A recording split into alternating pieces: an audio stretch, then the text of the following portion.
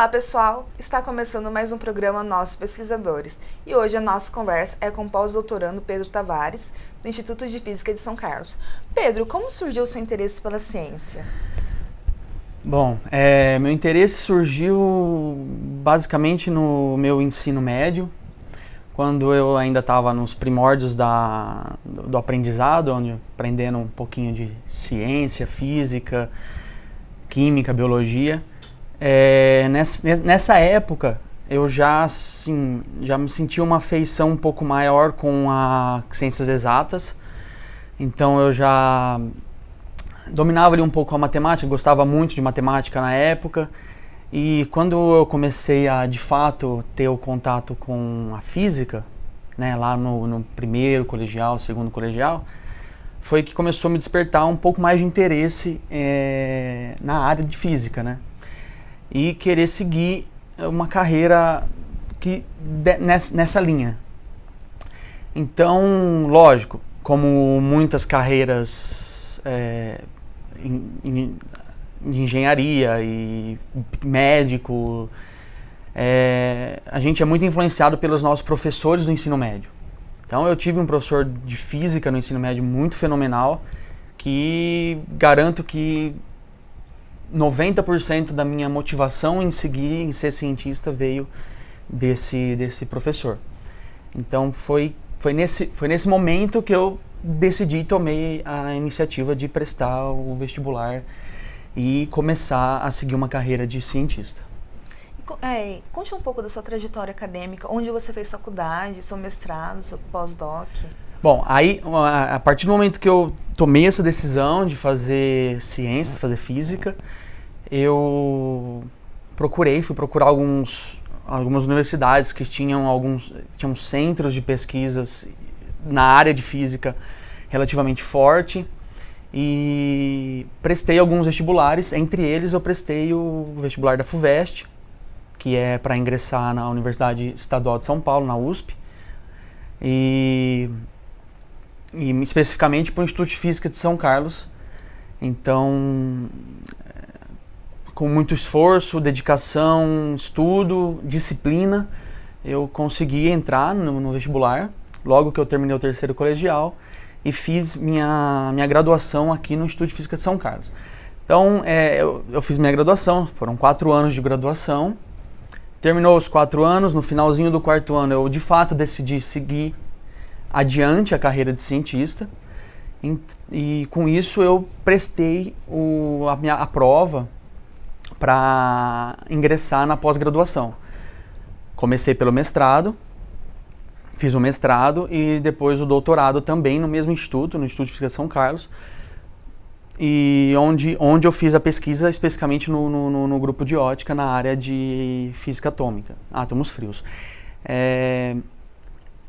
Vale lembrar que durante essa trajetória, alguns fatores foram muito importantes, entre eles tudo que o Instituto de Física pôde me oferecer foi obviamente muito grande para o meu aprendizado.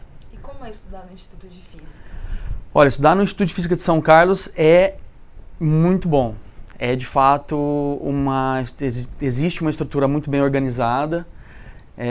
Eles oferecem sim para o aluno um belo aprendizado. É óbvio que no meio do caminho, né, nem tudo é mil maravilhas. Você sempre encontra um professor que não te agrada, que não ensina de um jeito que você gosta de aprender, mas no fim das contas, quando eu acho hoje um pouco mais maduro, eu consigo entender que isso foi muito... favoreceu muito a minha formação como cientista, porque eu ia na sala de aula, às vezes eu não gostava, às vezes, do jeito que o professor ensinava. Eu chegava na minha casa, pegava o livro didático e estudava, entrava na internet, fazia pesquisa. Então isso foi me desenvolvendo essa autodisciplinaridade, né? Uma autodisciplina que exige de um cientista você ser um pouco autodidata e correr atrás de responder suas perguntas e aprender, digamos assim, um pouco ali sozinho, mas lógico, compartilhando experiências com todo colega de classe, resolvendo listas de exercício junto, E isso foi muito importante mesmo na minha formação também. Como o CEPOF auxilia na sua formação? Bom, o CEPOF auxilia muito na minha formação, né? Fazer parte do grupo de ótica foi assim muito importante desde a minha iniciação científica. Então, eu estava no final do 3º ano de graduação, decidi começar uma iniciação científica para começar a dar os primeiros passos aí na carreira de cientista. E o que eu aconselho, é muito importante para quem pretende seguir a carreira de cientista, eu aconselho a procurar uma iniciação científica. E desde então, quando eu tomei a decisão de entrar para o grupo de ótica, né, trabalhar com átomos frios, o CEPOF forneceu toda a infraestrutura necessária para eu desenvolver todo tipo de pesquisa. Desde computador para eu fazer algum estudo até o sistema experimental que eu trabalhei. Então, foi realmente muito importante na minha formação. E é um grupo muito unido, né? O grupo de ótica é um grupo bem unido, né? A gente tem, em princípio, 4 áreas diferentes: a física atômica, a física a biofotônica, tem a plasmônica, tem a parte de instrumentação, e a gente é bem unido. E o importante dessa união é que, no meio da minha pesquisa, eu precisava, por exemplo, de algum material da biofotônica. E aí eu ia lá, a gente trocava ideia, perguntava se ia ser importante usar, se é necessário. Eles tinham material, eles me emprestavam. Mesmo acontecia com a parte de instrumentação, a gente ia lá com o pessoal do LIEPO, do LAT, precisava construir um circuito eletrônico, eles davam todo o apoio necessário para a gente construir e poder produzir um equipamento e seguir com a nossa pesquisa. Isso é muito bom, uma infraestrutura muito boa. É muito boa, ela te fornece de fato um bom alicerce para a gente desenvolver a nossa pesquisa. Pedro, então a sua área de atuação é a mesma de anos atrás? É a mesma de anos atrás. Eu entrei na iniciação científica já com o foco de pesquisar física atômica e desde então que eu procurei o professor Vanderlei e decidi seguir essa carreira, eu continuo na mesma linha de pesquisa, porque foi uma carreira que eu basicamente fascinei. Só para contar um pouquinho dessa experiência, de como eu adentrei, né, na física atômica, também desde um pouco do meu período do ensino médio, eu ficava fascinado em querer entender a estrutura da matéria, querer entender do que a mesa é feita, do que nosso corpo é feito. Então eu me interessava muito pela disciplina de atomística. No colegial? No colegial, desde da física, que a gente vê um pouquinho, mas a gente vê bastante disso na química, né? Quando a gente estuda aqueles orbitais moleculares, ligações e tal. Então isso me despertou um interesse, já vinha me despertando um interesse. Aí, quando eu comecei a graduação aqui, lá para metade da graduação, quando eu comecei a de fato pesquisar no Instituto, o que o Instituto fazia de pesquisa, que até então eu não tinha muito contato com isso, aí eu descobri que no Instituto de Física de São Carlos tinha o grupo de Física Atômica, que era um grupo bem consolidado, bem grande, um grupo dentro do grupo de ótica, e me interessei, fui procurar o professor responsável pelo grupo, no caso o professor Vanderlei, e eu lembro muito bem até hoje que aí quando eu cheguei na sala dele, conversei com ele, ele logo de cara, ele me disse assim, eu vou pedir para você ir lá conhecer o laboratório, você vai lá, dá uma olhada no laboratório, veja de fato se é isso que você quer. E eu lembro muito bem dele falando, porque física atômica não é fácil. E isso, lógico, já me fascinou. E fui conhecer o laboratório, cheguei no laboratório e basicamente, para mim, foi um amor à primeira vista. Eu vou explicar o porquê. Antes de eu focar nos meus estudos no ensino médio, eu ajudava meus pais no material de construção que eles têm na minha cidade. Então eu vendia, né, basicamente.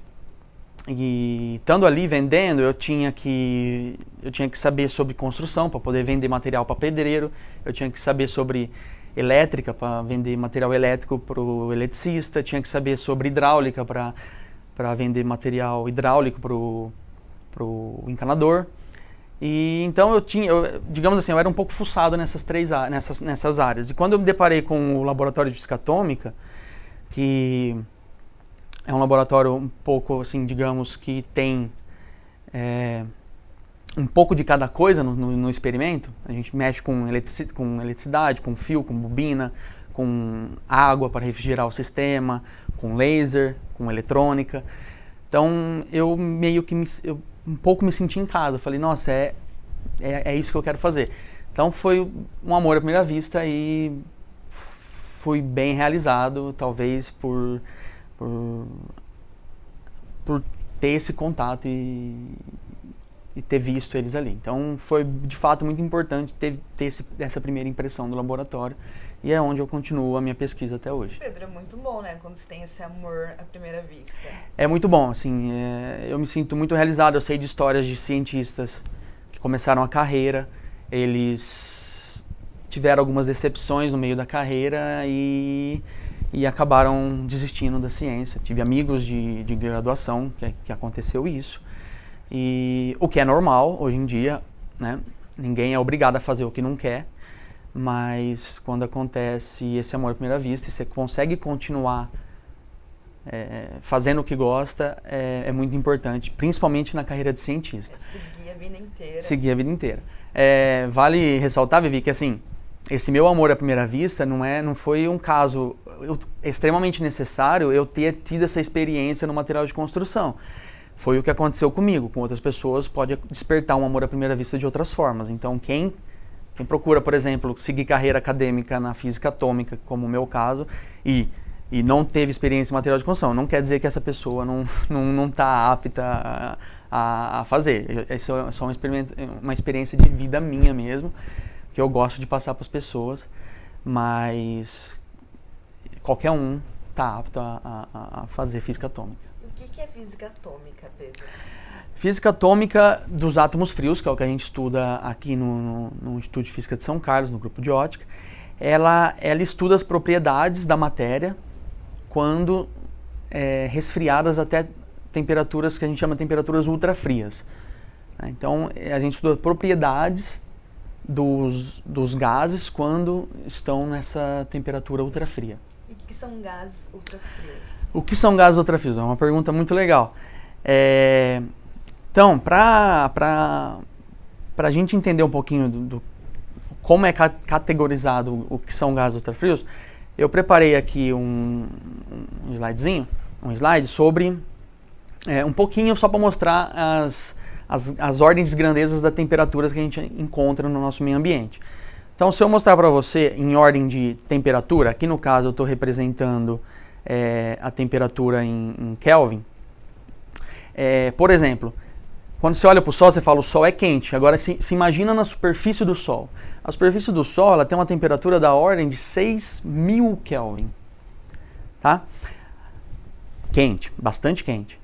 E se a gente pensar um pouquinho mais para baixo, na temperatura ambiente que a gente está acostumado aqui em São Carlos, por volta de 27, 25 graus, é uma temperatura na escala Kelvin de 300 Kelvin. Tá? No espaço sideral, a temperatura mais baixa que se encontra é da ordem de 3 kelvins. Tá?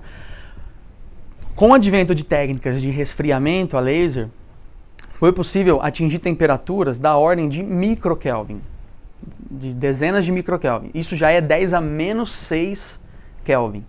Tá? Uma temperatura bem inferior, por exemplo, à temperatura ambiente. E o regime de gases ultrafrios, ele é um regime que a gente encontra, que a gente destaca quando a nossa amostra passa abaixo dos microkelvin.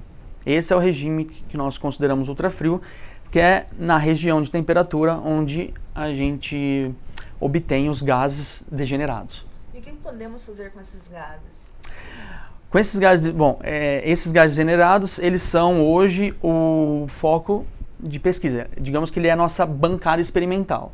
Eu costumo dar esse exemplo, eu costumo falar isso porque quando um um químico prepara uma solução, ele vai lá, prepara a solução e depois ele vai analisar aquela solução. No nosso caso, a nossa solução é o gás degenerado. Então a gente prepara o gás degenerado e realiza experimentos em cima dele. Com ele a gente pode realizar diversos experimentos. No caso da física atômica ali do grupo de ótica, especificamente no caso que eu estudei, o foco da pesquisa era em relação à dinâmica desses gases degenerados. Que quando eles chegam nesses regimes degenerados, eles apresentam certas propriedades, entre elas a propriedade de superfluidez, e então o grande área da nossa pesquisa com gases degenerados é estudar um pouco dessas propriedades superfluidas, entre elas geração de vórtices e turbulência quântica no condensado de Bose-Einstein. E o que são condensados de Bose-Einstein? Muito bem. O condensado de Bose-Einstein, eles são amostras que eu também preparei um slide aqui, deixa eu mostrar.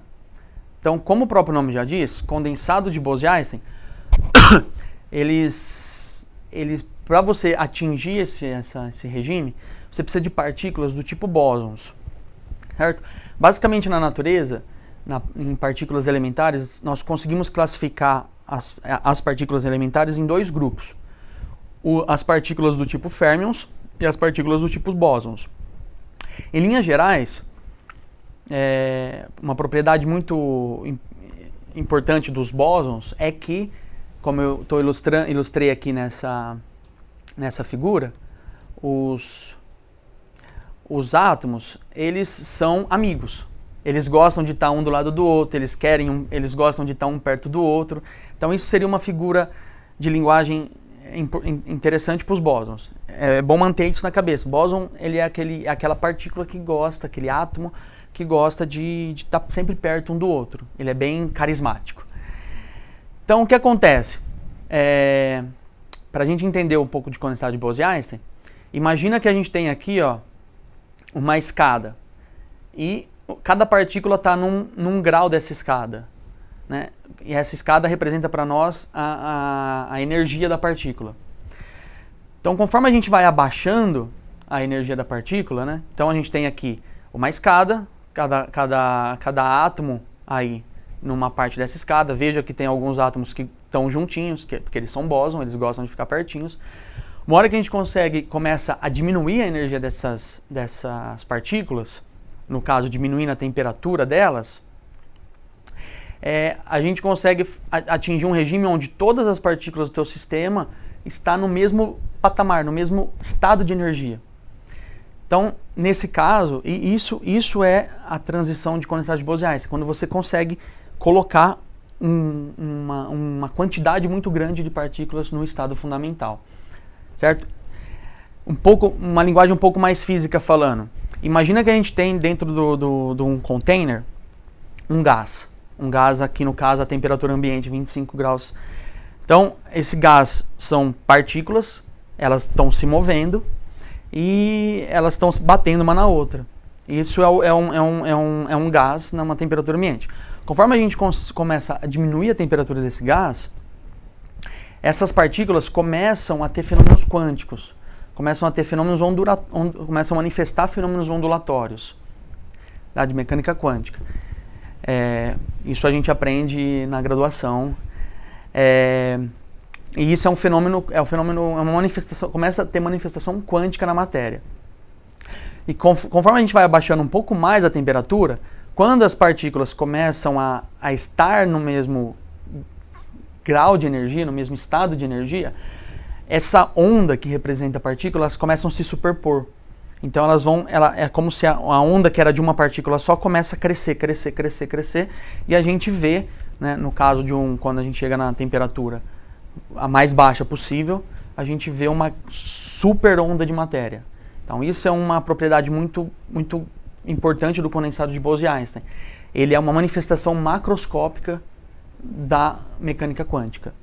Você consegue, a função de onda que era de uma partícula só, você consegue visualizar ela experimentalmente. E qual que é a importância do Bose-Einstein?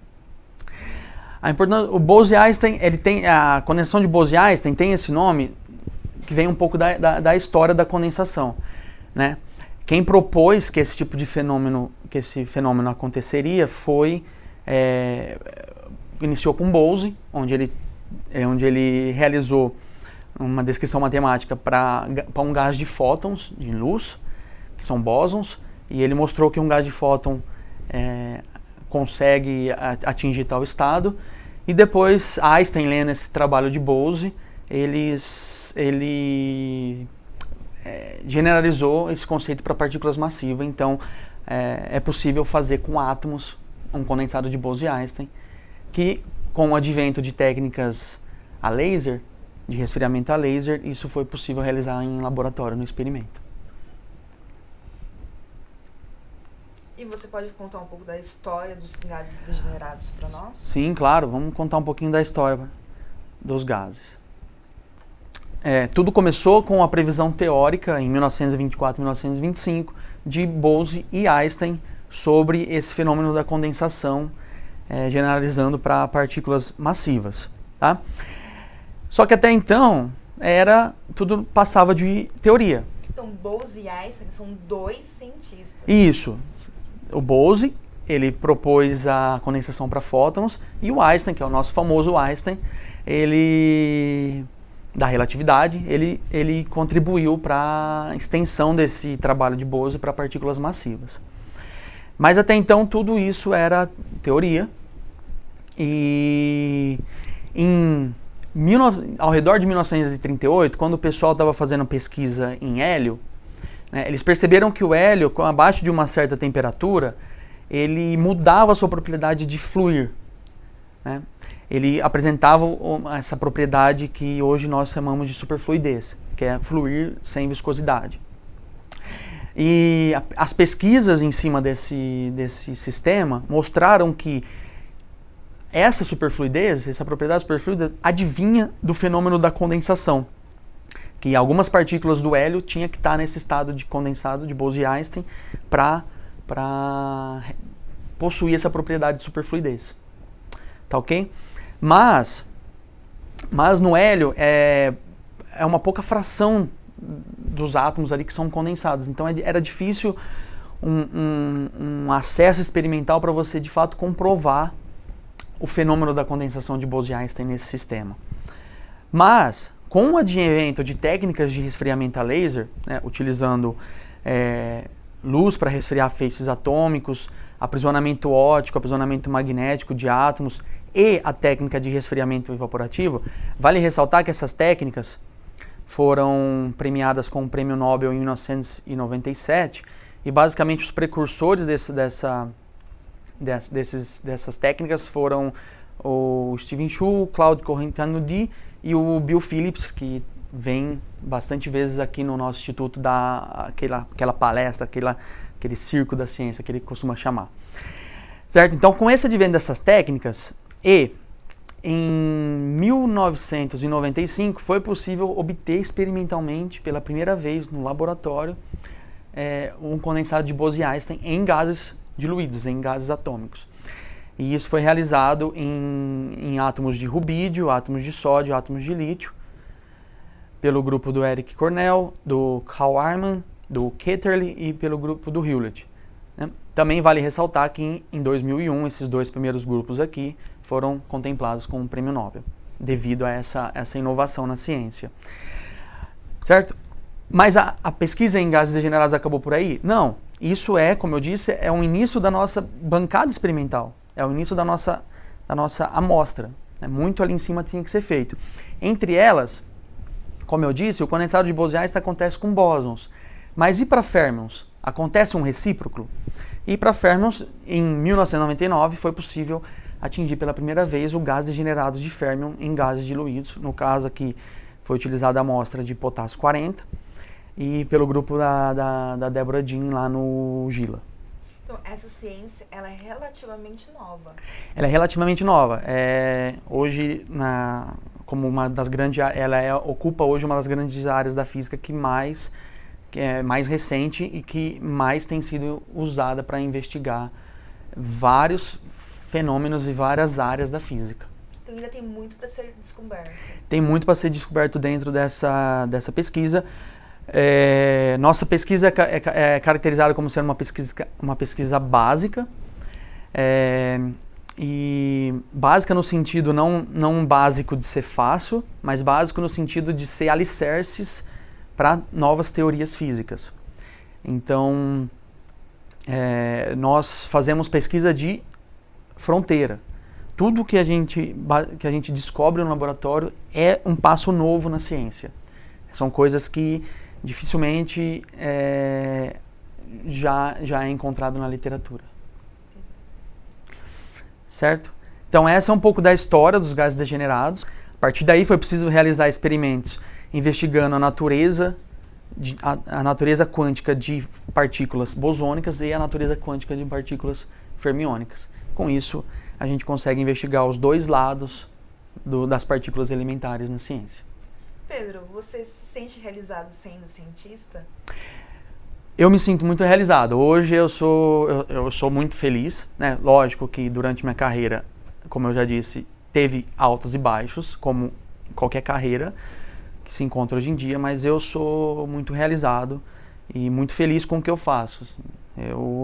Eu entro no laboratório, eu não vejo a hora passar. O que eu faço por prazer, leio os artigos com prazer, então eu realmente estou muito satisfeito com a minha escolha e com o que eu provei da física atômica no Instituto de Física de São Carlos. E quais os desafios de se fazer ciência? Hoje os desafios de fazer ciências fazer ciência ultimamente vem ficando um pouco refinado. Isso é bom, porque a competitividade global está crescendo muito. Tá mais acessível as pessoas fazerem ciências e está tendo um interesse bem grande do mundo como um todo em ciências básicas, principalmente na física atômica, física de átomos frios. Então, o grande desafio hoje é você conseguir se destacar no meio de muitos. E mais que isso, conseguir fazer uma pesquisa refinada, de alto impacto. Tá? Então, no meu ver, esse é o maior desafio de um pesquisador. Sentar na cadeira, pensar, ler, estudar e conseguir montar um cronograma, um percurso para realizar a tua ciência, tua pesquisa de uma forma bem completa, para poder competir com a ciência do mundo, né? Digamos isso aqui, comparando entre o Brasil e o resto do mundo. Então isso para mim é o maior desafio na pesquisa hoje. E dentro da física atômica, o que a gente pode esperar no futuro? Temos muita coisa para aprender ainda sobre esses sistemas, muito devido ao fato de que a física atômica, né, os gases degenerados, eles são utilizados, como eu disse, eles são manifestação quântica, macroscópica quântica eles são manifestação macroscópica dos fenômenos quânticos.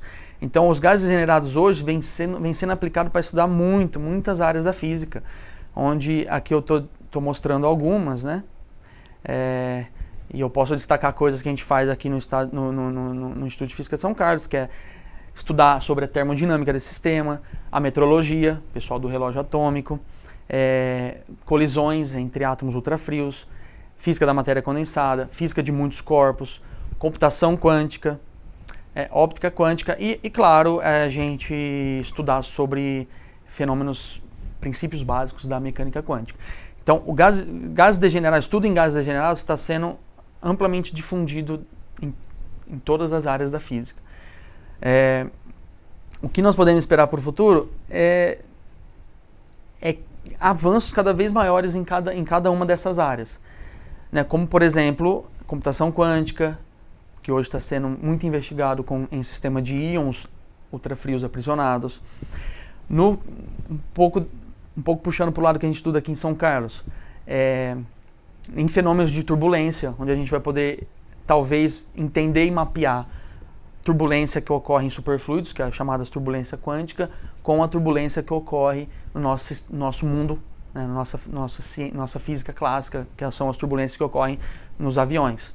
Então, com isso, a gente pode usar o superfluido, o condensado de Bose-Einstein, para mapear, para mimicar o nosso sistema clássico. E com isso, conseguir entender um pouco da turbulência e conseguir aplicar isso para construção, para arquitetura de aviões.